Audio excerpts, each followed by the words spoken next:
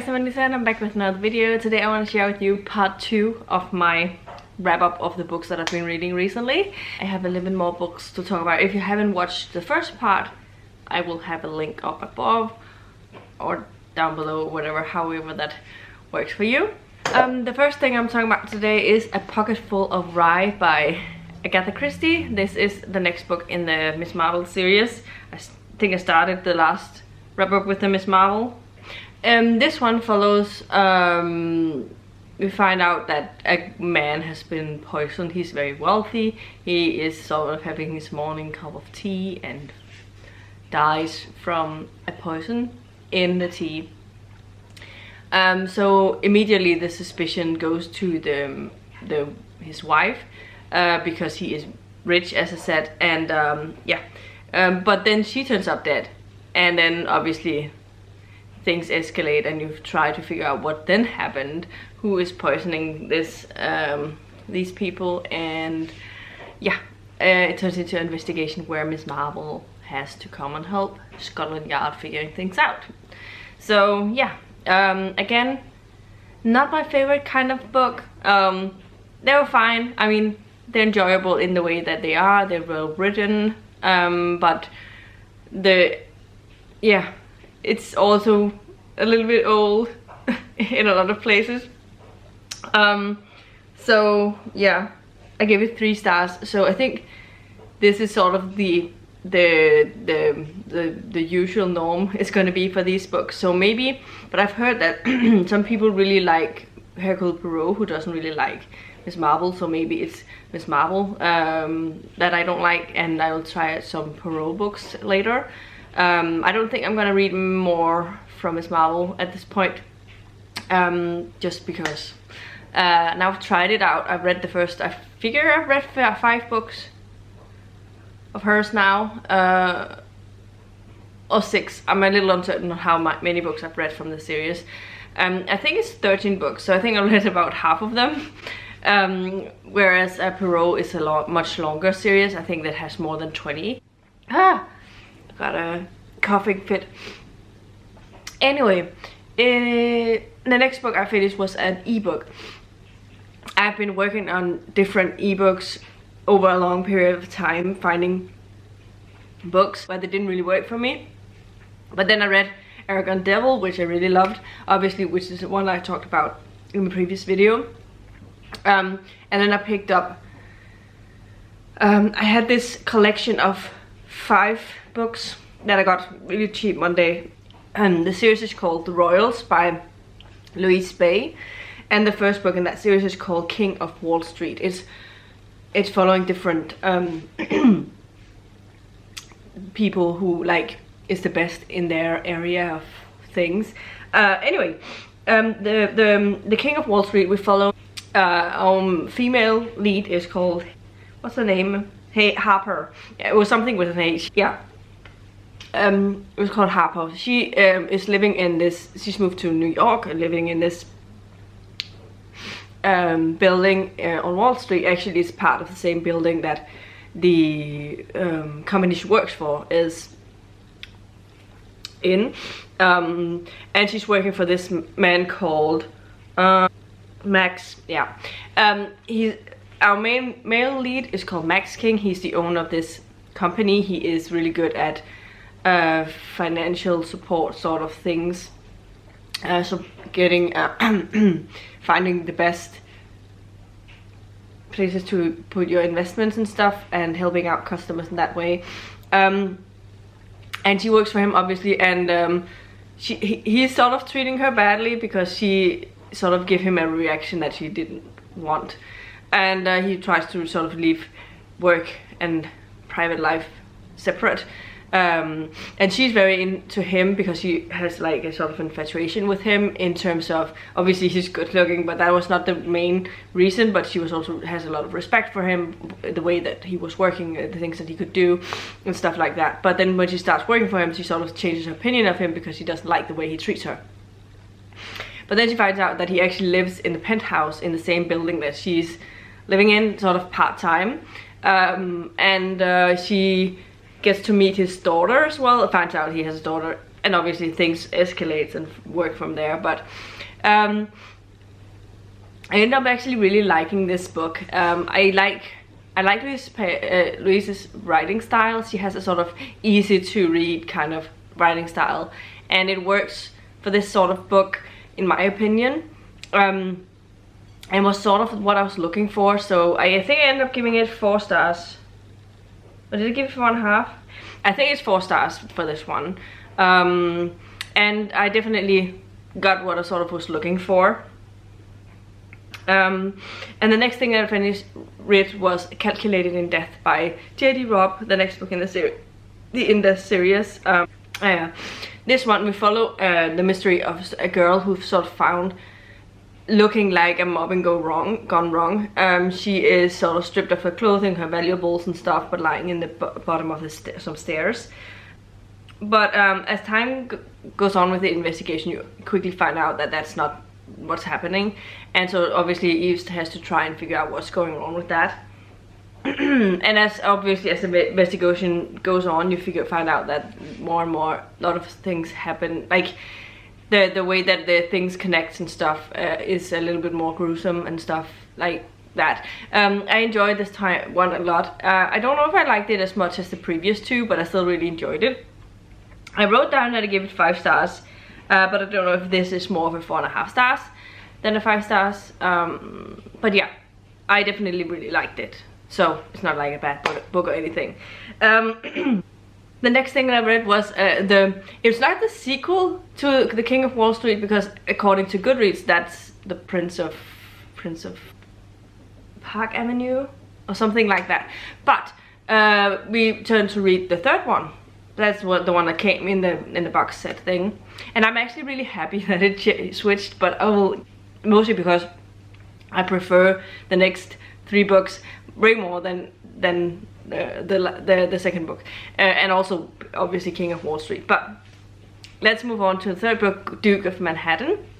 This one we're following Max's younger sister Scarlett. She has a sort of business with a friend, and it's not really going super well, so she has to get some sort of investment or something like that. She's trying to figure out how to get more money into them without asking her brother for financial support. And then she has a meeting with this man, but before that happens, she decides to have a sort of one-night fling thing with a man, just trying things out. She had been going on a lot of horrible dates and not really feeling like she's getting anywhere with anyone. And then at the bar she meets a very handsome man, and they decide to sort of have one thing going. And she leaves the next day expecting not to see him anytime again. But then she walks into this meeting that she's going to have with someone who might be interested in investing in her company, and that turns out to be the man she had an affair with the other day. So obviously she's a little bit embarrassed about that, but then she goes on to try and see if what she could do. But he actually is not there to sort of help her financially in that way, but he wants to take over the company and make it his own, so so that he can work with the company and make sure that it profits well, because he doesn't trust people just with if he's putting money in that way. But then also he has sort of he's a duke, or maybe he's the son of a duke or grandson of a duke, and in England, and the duke is very old and he's getting sort of more fragile. He has I think in the beginning of the book he has sort of a heart attack, and then the duke reveals that he has always wanted nothing to do with this duke thing, this estate and everything that happens with it, the title and everything. But his younger sister really wanted it, but because she's a girl, she can't have it. It's very old-fashioned in that way, so it goes to the oldest son.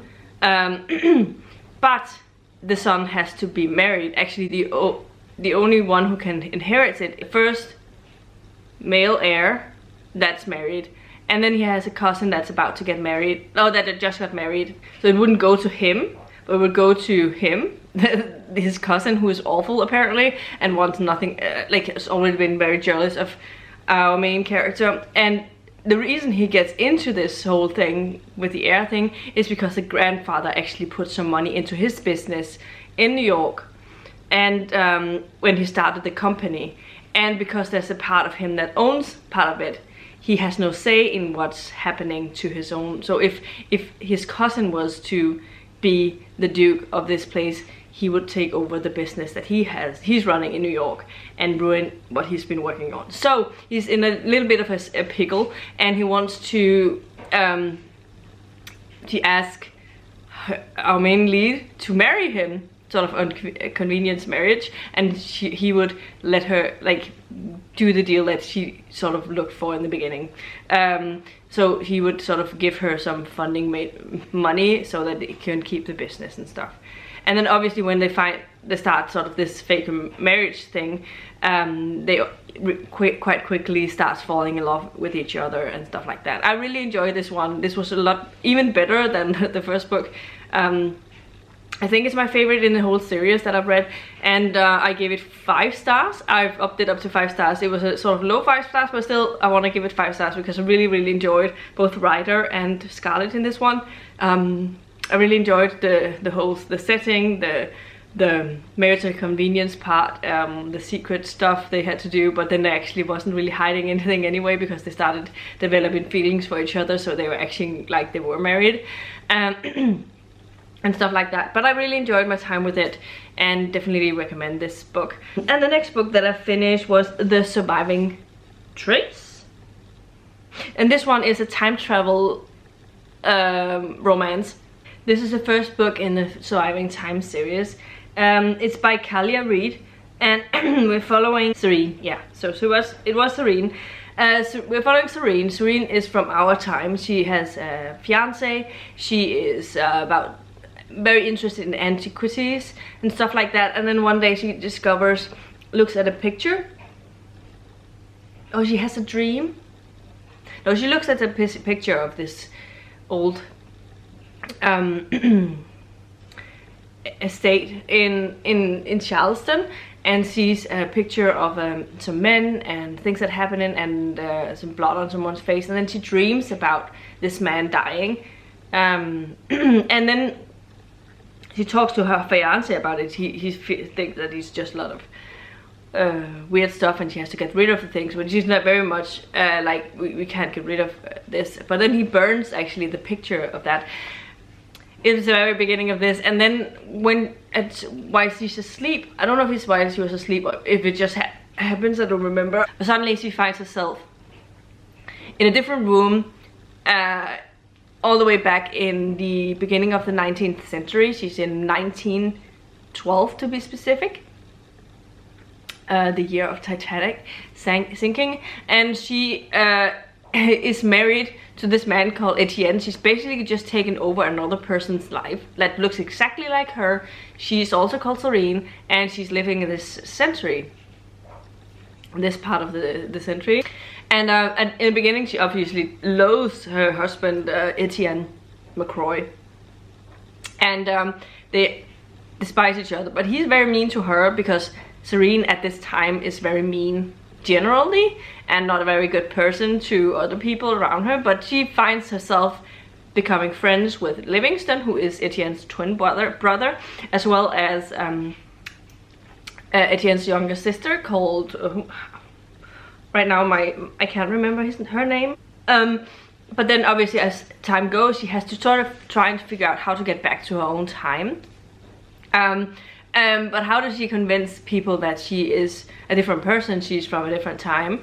But then when Titanic sinks, she sort of has a way to sort of talk to someone about that. She knew this was happening. They said that this happened and how many people died on the ship, and she knows that beforehand because they didn't know at the time, obviously. And so then finally Etienne starts believing her, and yeah, they have to sort of figure out how to get her back into her own time. But as that happens, they start developing feelings for each other, so suddenly she actually don't want to leave, and everything that happens after that.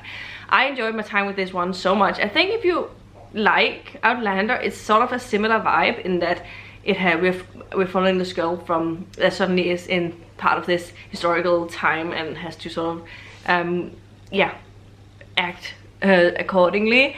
But I enjoyed my time with it. It was interesting.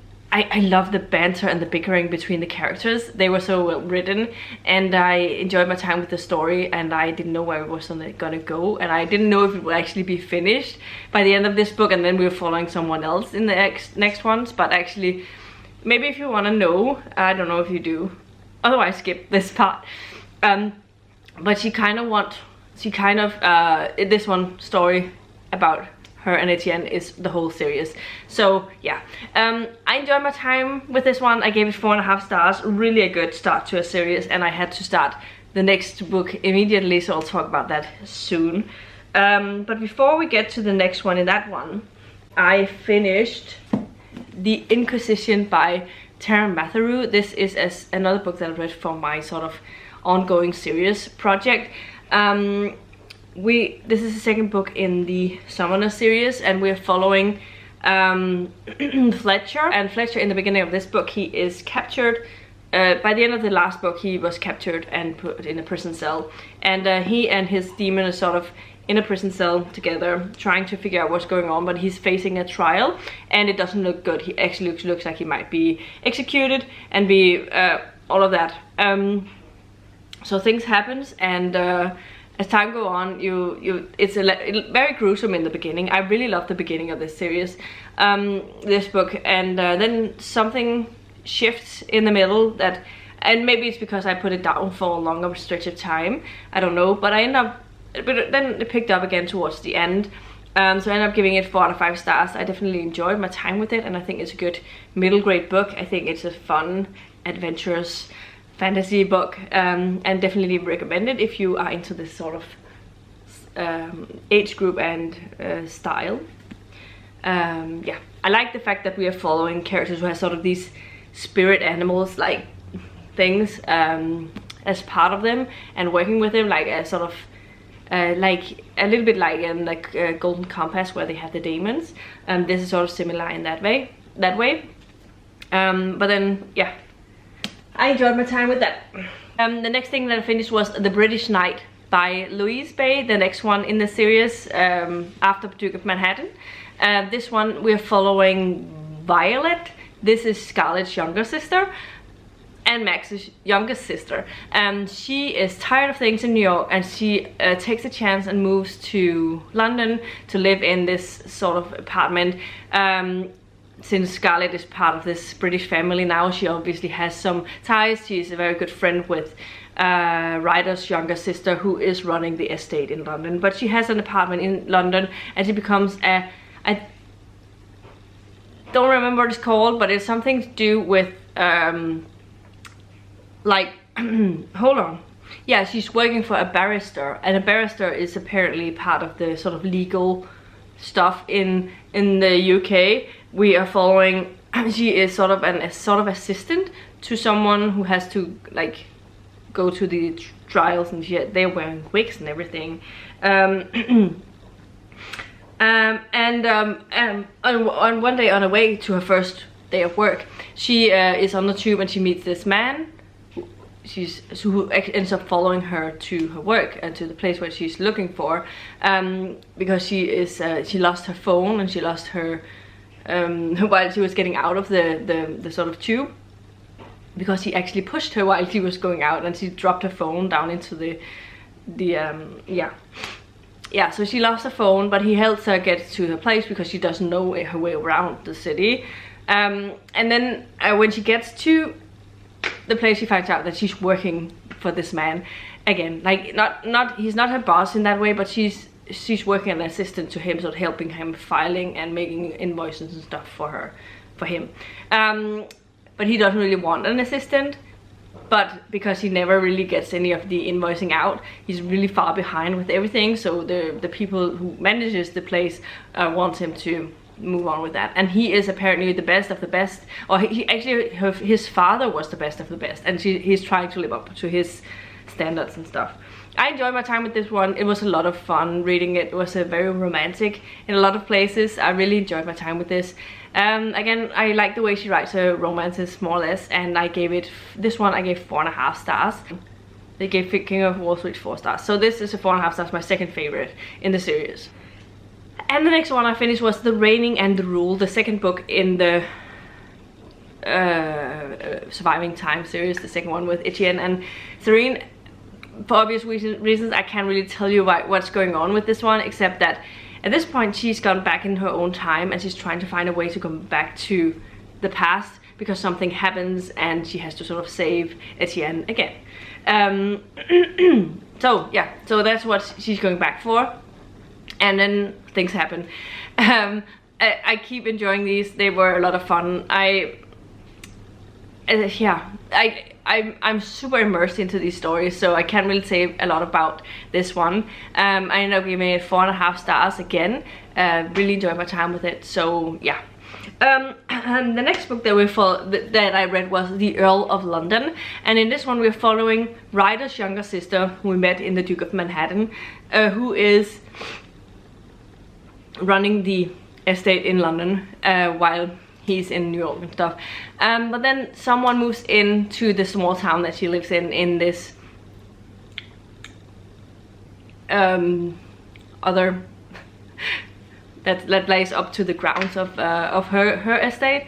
Yeah, he's a very sort of a city boy coming into the country, and she feels like he's ruining things. He comes in with his chopper and every Friday, but she finds a structured relationship with his grandmother who used to live in this house, and they become friends, and as time goes they become infatuated with each other. But yeah, they obviously start a romantic relationship.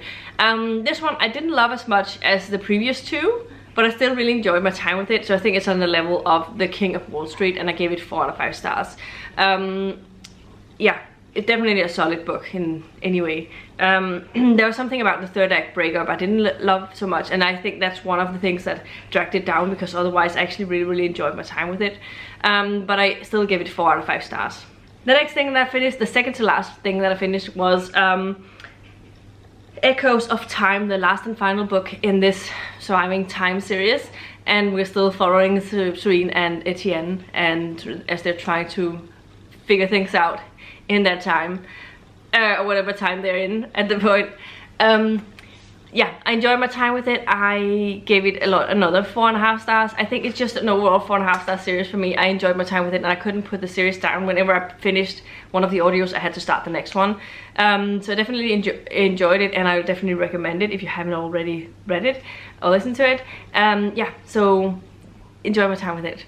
The last and final thing that I finished that I wanted to talk about with this video was Honor's Night by Rachel Bach. This is the second book in the Paradox series.